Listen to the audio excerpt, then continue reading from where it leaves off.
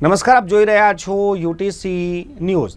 દેશની બે સૌથી મોટી રાજકીય પાર્ટીના સૌથી મોટા નેતા, એક વડાપ્રધાન નરેન્દ્ર મોદી અને એક વિપક્ષના નેતા રાહુલ ગાંધી, બંને હાલ ગુજરાતમાં છે, ગુજરાતના પ્રવાસે છે। વડાપ્રધાન નરેન્દ્ર મોદી ગુજરાતના સેલવાસમાં છે અને આજે તેઓ નમો હોસ્પિટલના ફેઝ 1નું ઉદ્ઘાટન પણ કર્યું છે અને લખપતિ દીદી સાથે તેમને ચર્ચા પણ કરી છે।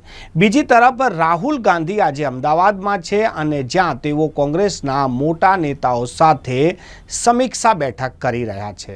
કોંગ્રેસનું પ્રદર્શન ગુજરાતમાં જે રીતે વિધાનસભાની ચૂંટણી બાદ હવે જ્યારે સ્થાનીય સ્વરાજની ચૂંટણીમાં પણ સારું નથી આવ્યું, ત્યારે રાહુલ ગાંધી એ નેતાઓથી ચર્ચા કરી રહ્યા છે કે આ પ્રકારનું પરિણામ કેમ આવી રહ્યું છે અને નેતાઓ શું કરી રહ્યા છે।